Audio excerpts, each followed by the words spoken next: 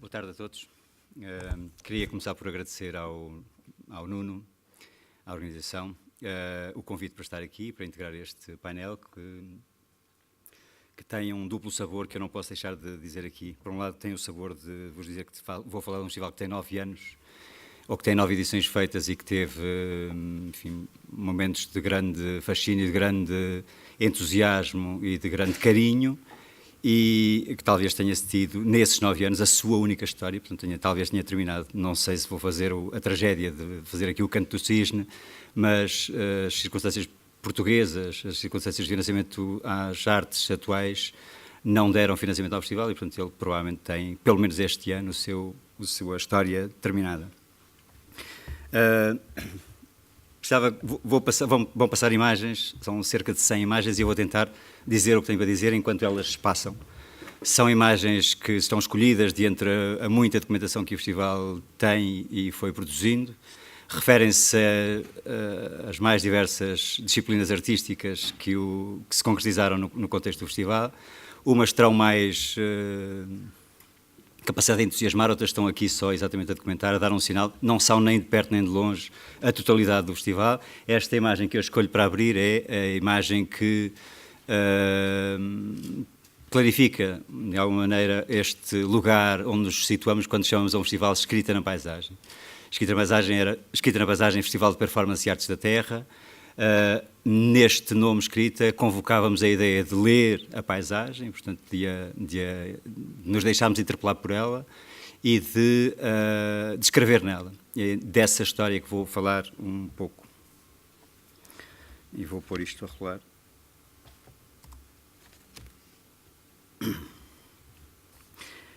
Apesar de estar a ter feito uma introdução, queria começar por outra coisa. Queria, na verdade, contar-vos uma história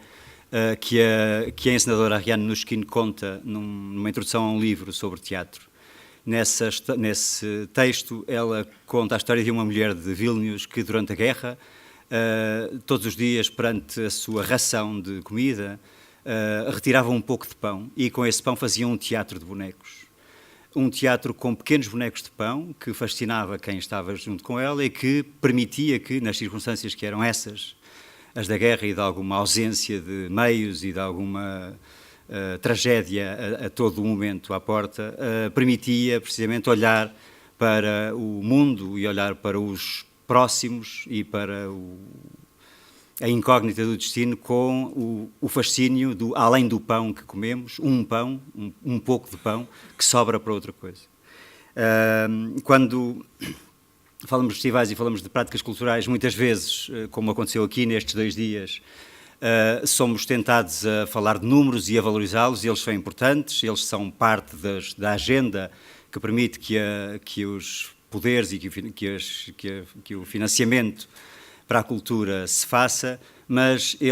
esse discurso a mim causa-me sempre um pouco de arrepios, e quando esse arrepio vem, lembro-me da história da mulher de Vilnius, precisamente para quem não se trataria nunca nem de contar pessoas na audiência, nem de efetivamente ter uma lógica de contabilidade de efeitos, mas precisamente de encontrar a essência da prática artística neste lugar de partilha, neste lugar de descoberta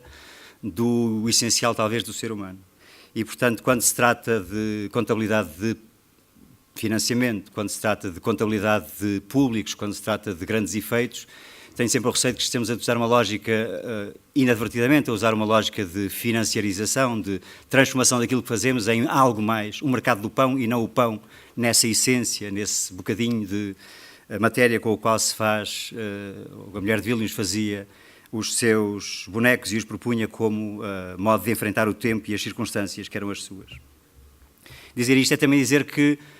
olhar para isso é interpelar, e também já houve aqui sinais sobre isso, interpelar políticas públicas. Fala-se de arte pública, fala-se de espaço público, falou-se menos do que talvez fosse necessário de políticas públicas, quer dizer, disso que é também ser arte pública, porque é paga com dinheiros públicos, muitas vezes, porque interpela públicos, porque os solicita e porque tem coisas para lhes dizer, ao nível não do efeito visual, não ao nível da contabilidade, seja de público, seja de financeira, mas à contabilidade de almas, à contabilidade dos abraços, como dizia o Roberto, à contabilidade dos prazeres de estarmos juntos e de fazermos aquilo em que acreditamos. Com isto tudo, vou contar-vos um pouco da história deste festival. Ele, como já se disse, Teve 9 edições, começou em 2004 e teve a sua última edição o ano passado.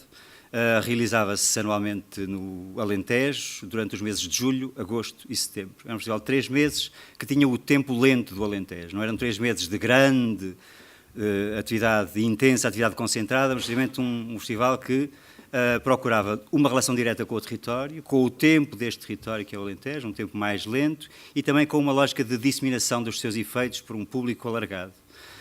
Era um festival, eu já digo é um festival com base numa rede de municípios e que procurava, portanto, funcionar também como plataforma de circulação de práticas culturais, de projetos artísticos, de criações, mas também de debates, de encontros, de circulação de saberes, como referiu o Nuno, e os levar a públicos que, estavam na franja do contexto urbano e do contacto com este tipo de objetos, outros, se calhar, nunca teriam visto algumas das coisas que levámos a sítios, que estivemos em aldeias com 12 pessoas, ou 15 pessoas, ou 40 pessoas na plateia, e em cada um desses momentos, fossem os momentos da grande cidade com uma grande presença de público, fossem os momentos com os pequenos públicos, o prazer de fazermos o festival sem contabilidades era exatamente esse, o de encontrarmos nessas circunstâncias essas pessoas e o espírito do prazer de partilharmos esse pão. Tivesse ele a qualidade, as características, a novidade ou o prazer que tivesse, às vezes tinha isso tudo, às vezes tinha só mais uma ou outra das suas valências. Como disse, escrita na paisagem para nós era ler e escrever, era inscrever e descodificar e ler, pensar a paisagem como um palimpsesto, como um lugar de inscrições sucessivas, e dizer isto no Douro é o sítio mais extraordinário, pode dizer, porque exatamente a paisagem que nos rodeia é a evidência desse palimpsesto, dessa escrita sobre escrita sobre escrita, que se mostra e que se dá a ler e que nos interpela, e dessa interpelação se resultam os objetos, ou os olhares, ou as leituras, as mais variadas que queiramos e possamos fazer.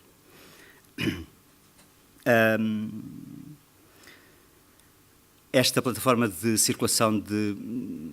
programação sempre se reclamou como transdisciplinar, ou seja, sempre olhou para o espaço de criação artística como um espaço constituído não por uma disciplina, mas por lógicas transdisciplinares, por lógicas de permuta e de mistura de linguagens, pela hibridez com que elas se convocam para este encontro com o território, e tinha objetos tão dispersos, muitos, enfim, a componente performativa é aquela que está mais aqui documentada, mas muitos objetos como literatura, por exemplo, eram também parte dos nossos convidados, da participação na programação do festival, para lá de uma circunstância que fosse a como digo, o contacto com o grande público ou das manifestações mais visíveis. Se quiséssemos sintetizar os 4 eixos estratégicos dentro dos quais a programação e os problemas que isso também levanta ou pode levantar se organizavam, elas tinham 4 polaridades. Primeiro, as pessoas, sempre pensámos que o festival tinha uma capacidade imensa de atrair, tivesse havido o esforço de fazer, e alguma coisa fez nesse sentido, de atrair públicos externos ao Alentejo, a Évora, nomeadamente, mas também quisemos sempre que este festival soubesse olhar para as pessoas que estavam nos lugares que recebiam os espetáculos, para as pessoas que conviviam com estes objetos e que não podiam estar tomadas como vítimas desta turistificação dos modos, precisamente, de promovermos. Falou-se de branding aqui, falou-se de branding cultural, falou-se de branding das cidades, e esse era talvez o pior horizonte no conjunto das razões que nos motivavam. O pior horizonte era deixarmos cair num lado em que só a promoção do lugar fizesse sentido e as pessoas deixassem de lá estar. E porque lá estavam as pessoas, estavam também as tradições, quer dizer, não a tradição ela mesma, não a tradição interpelada enquanto objeto identitário, local, etc., mas muitas vezes ou sobretudo em desafio para cruzar leituras. Nós muitas vezes convidámos artistas estrangeiros para, precisamente, vindos de fora, com um olhar de outsiders, se articularem a sua criação com as tradições, e muitas vezes também solicitámos insiders, portanto, olhares internos para se cruzarem com outros criadores, com outras formas de olhar para o território, e desse conjunto de perspectivas reinventarmos a nossa relação com as tradições aos mais variados níveis. Outro tema, outro eixo que nos foi sempre muito caro foi o do património. não entendido como a celebração do lugar, com o espírito do lugar, no respeito e no diálogo que ele nos merece, evidentemente, mas também como fórmula ou como moldura de interpelação. E em muitos projetos, alguns aparecem por aqui, o património, seja o edificado, seja o património de matriz mais tradicional, ele foi, de muitas maneiras, também objeto de reformulações no contexto do festival, adquiriam uma capacidade de circularem no lugar onde estão e transcenderem esse lugar e a criação permitir levá-los mais longe. E, por último, neste conjunto de coisas, não esquecer nunca, precisamente, as características materiais do território, escrita nesta paisagem. Desse conjunto de linhas, desse conjunto de eixos, se fizeram sempre as estratégias de programação, se fizeram sempre as negociações com essa plataforma que foi instável de relações com municípios, houve muitas variações ao longo dos 9 anos que o festival realizou, muitas variações, digo, dos parceiros que intervinham no processo, e isso fazia parte das necessidades dos municípios, da vontade de acolherem. Nós às vezes usávamos esta dicotomia entre matéria branca e matéria negra, quer dizer, entre objetos que são de consumo mais generalista, mais fácil, às vezes mais capaz de ocultar as suas dificuldades, e projetos do outro lado, no outro lado da escala, que são assumidamente perturbadores da natureza da relação das pessoas com os seus espaços, com as suas crenças, com os seus modos de pensar. Na verdade, olhando para este projeto, que é uma recriação de uma peça coreográfica da Trisha Brown dos anos 60, precisamente o que ela faz é, num largo público, interromper a passagem com aquele conjunto de cartões, e isso parece uma brincadeira de crianças, e isso facilita, digamos assim, mas, por outro lado, precisamente, o objetivo era desafiar quem passa naquele espaço a perceber ou a confrontar-se com lógicas de, se quisermos, criação de níveis de complexidade do uso do espaço e, portanto, de variações do modo como o espaço está disponível para um uso que, se for só para mim, é constante, mas quando abro o espaço, a cidade, o largo, à condição cosmopolita, o que acontece de facto é que ele solicita modos mais transgressores, modos mais complexos de gerir essas regras, essas regulações, essas necessidades. Podia ir por aí fora com exemplos como este, que é exatamente uma criadora francesa que faz este projeto dentro de uma igreja e aos pés de um altar, que é a Igreja de São Vicente. Já vou falar dela um pouco mais, porque é o espaço que nós gerimos atualmente enquanto estrutura de criação, mas as imagens falam suficientemente e falam por si. Em 2011, o festival teve um ano de excelência, de muitas maneiras. Participou na Quadrienal de Praga, integrou 2 projetos europeus, a Quadrienal de Praga e um outro projeto europeu, e teve desafios que, quer no plano financeiro, quer no plano das realizações, lhe abriram muitas portas. Nesse ano também, uma das portas que se abriu foi precisamente a inscrição do festival num espaço privilegiado da cidade de Évora, um pequeno largo que já apareceu aqui em várias fotografias. Esse largo chama-se Largo de São Vicente, onde há uma igreja desconsagrada, que é a Igreja de São Vicente. Eu disse que ia demorar o tempo das imagens, se calhar vou demorar 2 vezes, peço desculpa por vos tomar mais tempo do que o que pensava, ou por anunciar mais breve a minha intervenção. Esta igreja é uma igreja desconsagrada, na qual nós instalámos um pequeno palco e que passámos a utilizar como plataforma de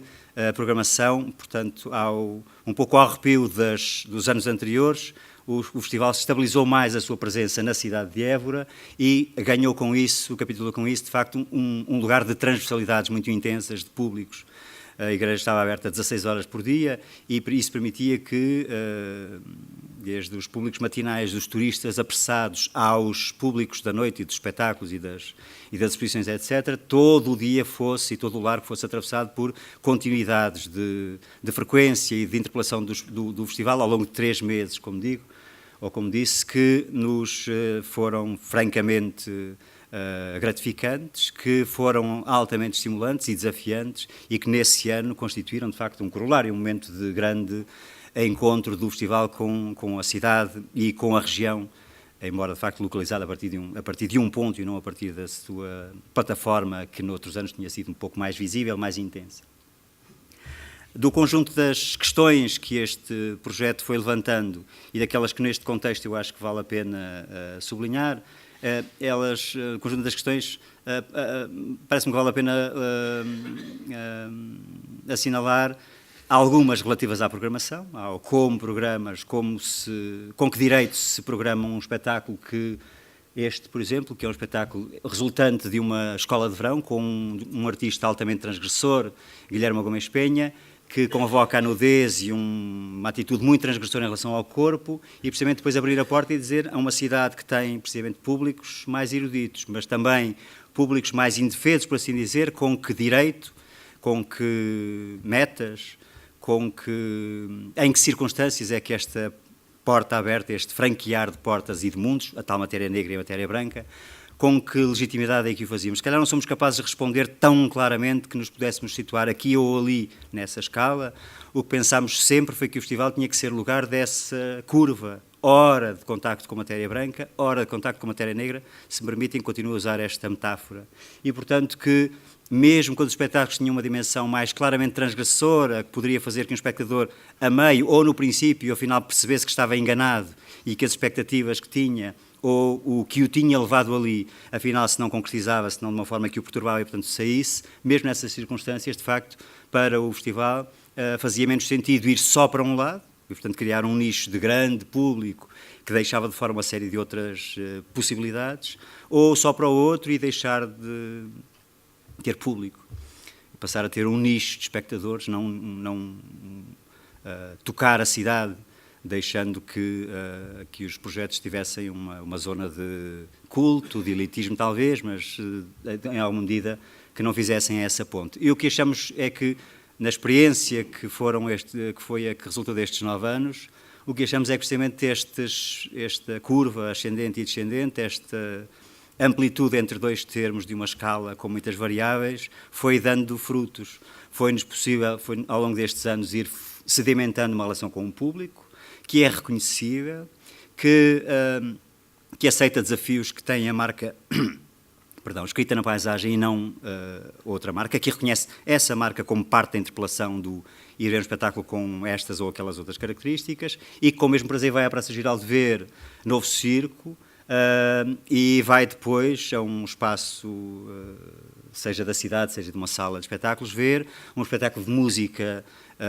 do Ricardo Jacinto, aquele com maiores cuidados técnicos e de linguagem musical bastante menos fácil, ou,